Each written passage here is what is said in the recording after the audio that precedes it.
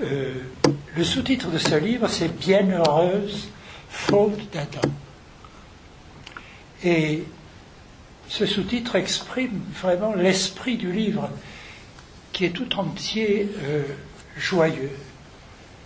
Le péché originel, c'est le plus ancien sujet, mais sans péché originel, les hommes ne pourraient pas parler de Dieu, ne pourraient pas parler de ce qui les intéresse le plus, au fond. C'est l'existence et la nature de l'au-delà, si l'au-delà est. Le péché originel est donc un très ancien sujet. Mais c'est un sujet qui n'est pas un sujet malheureux, triste, etc. Comme le dit le sous-titre de ce livre, « Bienheureuse faute d'Adam ».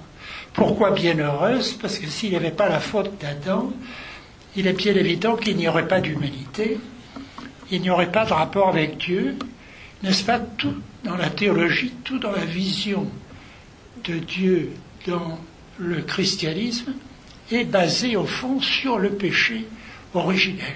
Et le péché originel, on est toujours en train d'essayer de le définir, au fond, parce que cela paraît essentiel. Mais c'est très difficile à définir, parce que c'est lui qui définit tout. N'est-ce pas ? Alors on est, au fond, pris dans un cercle dont il est très difficile de sortir. Bienheureuse faute d'Adam. Sans la faute d'Adam, n'est-ce pas, nous ne serions pas ensemble et nous n'aurions pas de sujet à traiter entre nous pour aborder les grandes questions qui nous intéressent le plus. Et le livre de James Allison, évidemment, est un livre qui fait ceci admirablement. C'est un livre extraordinairement joyeux, n'est-ce pas ? C'est un livre heureux. C'est un livre qui, comment dirais-je, rompt avec toutes sortes de clichés théologiques et qui en même temps est parfaitement orthodoxe. La valeur d'orthodoxie aujourd'hui s'est perdue, mais les Anglais, les catholiques anglais ne l'ont pas perdue, eux, et ils admirent l'orthodoxie, ils veulent la respecter. Les Français ont tellement peur de ne pas être à la page, c'est-à-dire de ne pas être contre tout, n'est-ce pas, qu'il leur faut être pour le péché, bien entendu. Et ça, nous le sommes pour le péché depuis très longtemps, depuis toute la culture française a été pour le péché, mais elle en a un peu assez. Et elle voudrait changer, et à mon avis, elle devrait prendre exemple sur les grandes théologies qui l'environnent et que généralement elle ne connaît pas, et en particulier la théologie anglaise qui est plus vivante aujourd'hui qu'elle ne fut jamais, puisque quelqu'un qui rencontre James Allison ne va jamais se douter en le voyant, en l'entendant parler, en discutant avec lui, qu'il est théologien. Il est essentiellement théologien. Et c'est de théologie qu'il aime parler, et c'est de théologie qu'il écrit. Et c'est très intéressant, c'est pas du tout ennuyeux, c'est pas du tout quelque chose qui, comment dirais-je, est fait pour une vieillerie à laquelle on ne saurait s'intéresser sans être complètement rétrograde et un peu imbécile, n'est-ce pas ? Mais c'est quelque chose de neuf, de vraiment neuf, et je vais lui laisser la parole. Il te reste encore un peu de temps. Il me reste encore un peu de temps. Oui, mais je vais parler très vite. Le père Humbert me dit que j'ai été plus long, donc Voilà. Oui. Ce serait très injuste que j'ai parlé plus longtemps que toi. Donc, Oui. on a discuté ensemble de ce livre que tu connaissais par sa version anglaise, bien sûr. Tu l'as relu dans cette très belle langue française. Ça, il faut le dire, c'est une traduction admirable. Et les bonnes traductions aujourd'hui sont rarissimes. Les traducteurs sont trop mal payés, ils sont obligés de se presser, et ils font toujours du mauvais travail. Ce n'est pas le cas ici, par un mystère qui m'échappe, n'est-ce pas ? Et par conséquent, c'est un livre qui est en français, écrit dans un français admirable. Oui. Je voudrais remercier ce François ici, aussi présent notre traducteur. Et puis, moi, je le félicite. Je n'ai pas le droit de le féliciter parce que je serais incapable d'en faire autant. Mais alors, lorsque nous parlions du livre ensemble il y a quelques jours, tu me disais, c'est le livre que j'aurais dû faire, que je n'ai pas fait, que j'aurais voulu faire. Nous sommes...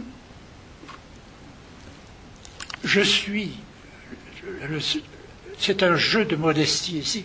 Je suis mêlé à ce livre en ceci que James Allison utilise ce que j'appelle la théorie mimétique, c'est-à-dire la thèse sur le rapport mimétique d'imitation qui était toujours là dans les rapports humains et qui a été trop négligé par les psychologues, par les philosophes, à mon avis, depuis toujours, n'est-ce pas, et qui toutes sortes de choses apparaissent, en particulier dans le domaine théologique, si on reconnaît le caractère imitatif des rapports humains, et si on essaie de l'étudier, n'est-ce pas?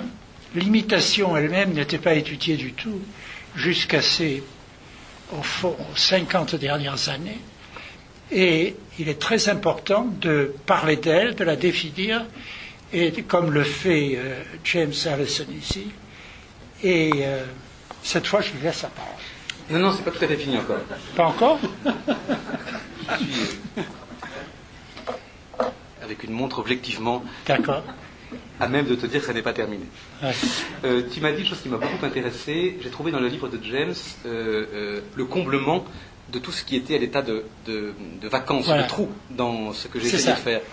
Parce que James, c'est très important pour moi, parce que je m'intéresse surtout à l'imitation. Je ne veux pas utiliser le mot imitation, comme le dit très bien James, et j'utilise le mot mimésis, qui est le mot grec pour imitation, et je parle beaucoup du mimétisme humain.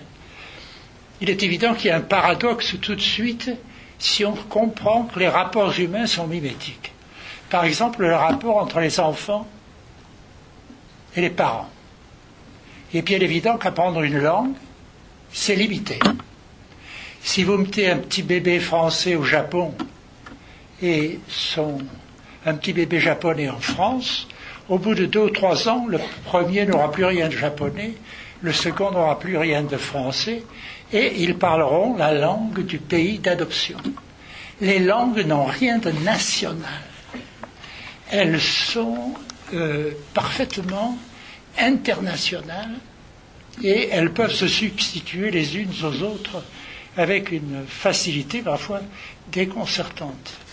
N'est-ce pas? Mais il est bien évident, justement, que pour parler, si vous voulez, de l'imitation chez les hommes et du rôle prodigieux qu'elle joue, n'est-ce pas, il faut faire autre chose que de dire les banalités sur l'imitation que je vous dirai si je continue à parler trop longtemps. Et non, parce qu'il y a toute une partie du livre. Ça ne devrait pas faire. Non, pas du tout, ça marche bien. Pour l'instant, ça se passe ça très marche bien. Oui. Ne t'inquiète pas. Il y a toute une partie, évidemment, du livre et le premier moment où, avant d'aborder les questions proprement théologiques ou anthropo-théologiques, James reprend les fondamentaux de la théorie dite mimétique en citant beaucoup Jean-Michel Bourdian, qui est ici présent, ce dont nous réjouissons. Mais le désir mimétique et le mécanisme de l'imitation te conduit à ta deuxième grande intuition, qui est effectivement le meurtre fondateur. C'est parce que des sociétés à l'aube de l'humanité ont implosé sous l'effet de leur violence mimétique qu'elles ont dû trouver inconsciemment ou méconsciemment une solution. Cette solution fut le sacrifice. Et donc tu éclaires avec ton œuvre ce qu'on appelle des processus d'hominisation, c'est comment l'homme est advenu. Voilà. Alors là, on est sur un point... Vas-y, pardonne-moi. On a l'impression que l'imitation, c'est l'amitié entre les hommes. N'est-ce pas? S'ils s'imitent tous, ils sont tous d'accord. Et c'est le contraire qui est vrai, bien entendu. Parce que si le désir est imité, lorsque vous désirez quelque chose, et que je vous vois désirer cette chose, j'ai tendance à la désirer. C'est-à-dire, j'ai tendance à m'opposer à vous, et non pas à être d'accord avec vous. Si les hommes sont trop d'accord entre eux, les hommes ne sont jamais, sont toujours ou trop d'accord ou pas assez d'accord. Et c'est la même chose, n'est-ce pas? Parce qu'ils désirent la même chose. Et s'ils désirent la même chose, ils vont commencer à se battre et ils n'en finiront pas. Parce qu'à partir du moment où ils se battent, une escalation se met en place, qui est le principe de toute guerre, n'est-ce pas, et se renforce à mesure qu'elle continue. Autrement dit, si l'objet que James désire, je le désire aussi parce que je le vois désirer cet objet, il est bien évident que lui, me voyant désirer cet objet à sa suite, va le désirer davantage. Et ainsi de suite. N'est-ce pas? Par conséquent, l'imitation peut entraîner une escalade de la violence. N'est-ce pas? C'est ce que les gens ne comprennent pas, ce caractère paradoxal, pour commencer, de l'imitation qu'il importe de percevoir. Et donc, je reviens, alors, la solution victimaire est la solution que l'humanité en passe d'advenir a trouvée, par laquelle effectivement elle a pu advenir. Et là, on va au cœur d'une intuition centrale chez toi, qui, je dirais, pour résumer rapidement, donne un éclairage très singulier à la grande répétition de saint Paul. Par Adam, le premier homme, le péché est entré dans le monde. Par Jésus-Christ, deuxième Adam, la rédemption. Comme si la passion, qui a été l'objet de ton attention passionnée pendant des années,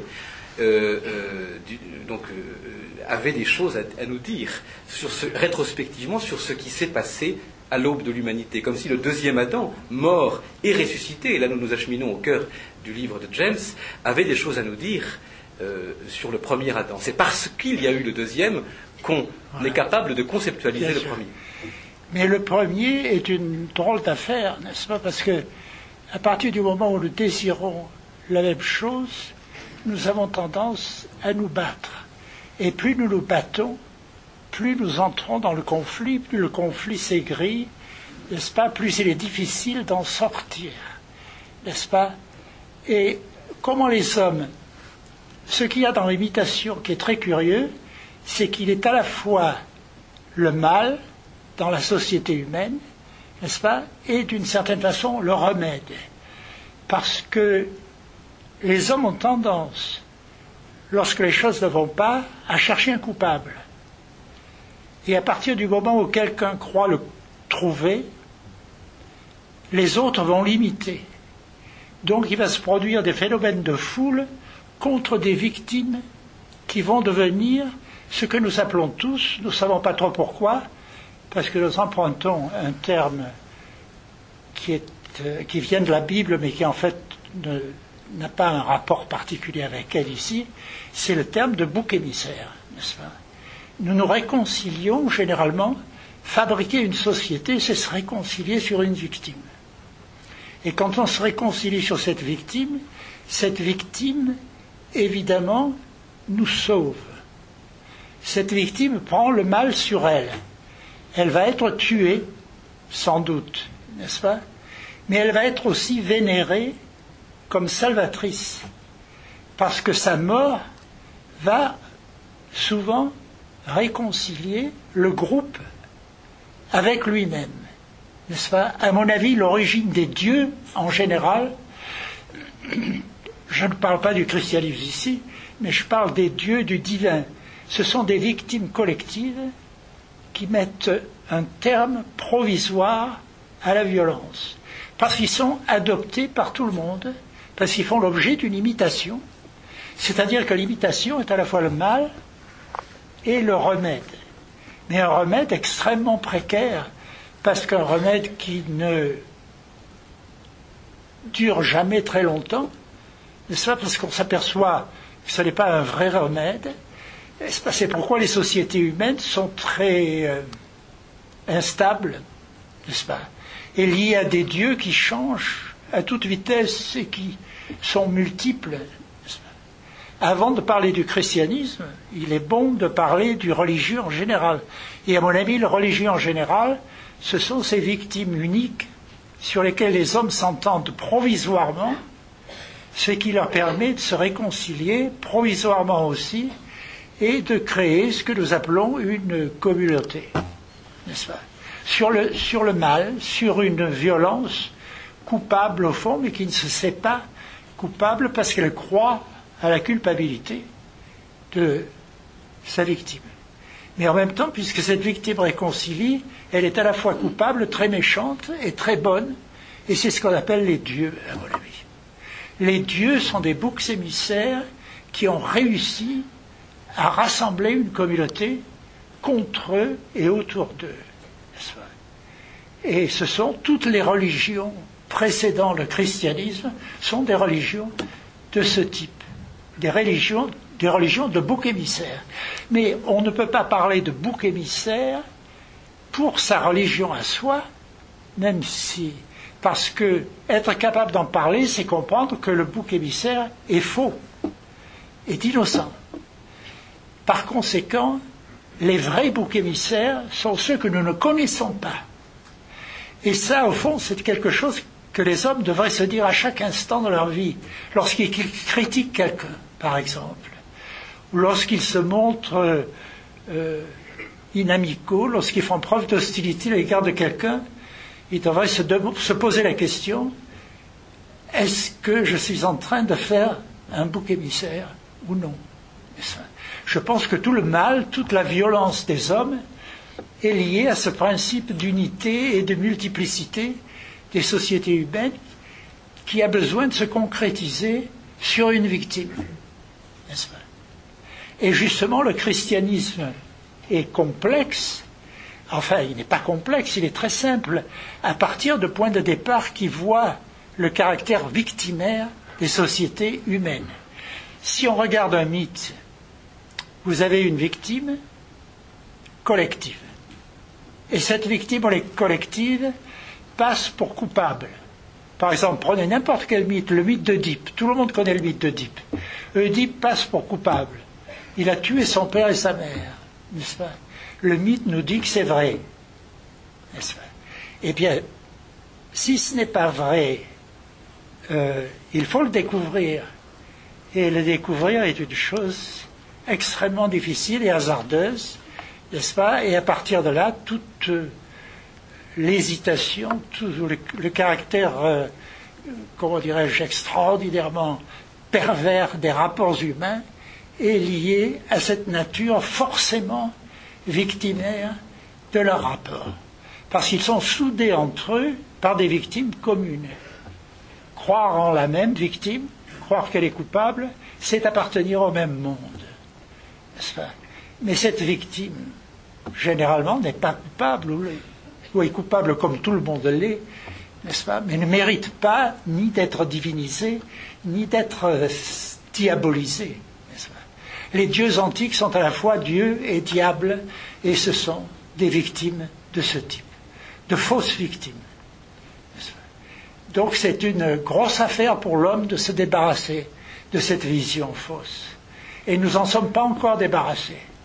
Nous en sommes débarrassés très partiellement, puisque nous ne savons pas que le christianisme est essentiellement ce qui nous en débarrasse.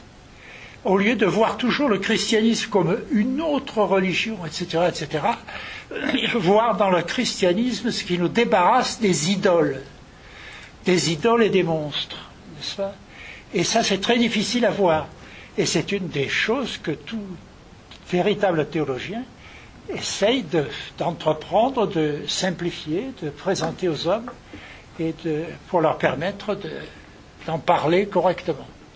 C'est un acheminement parfait, merci René, parfait, vers le livre de James, et je dirais vers l'intuition, on aura à le lire, centrale de son livre, qu'il appelle magnifiquement l'intelligence de la victime, à entendre dans les deux sens ce qu'on appelle le génitif objectif et le génitif subjectif. L'intelligence de la victime comme précisément ce qui démystifie Dieu et ce qui démystifie l'homme, ce qui permet conjointement une théologie et une anthropologie.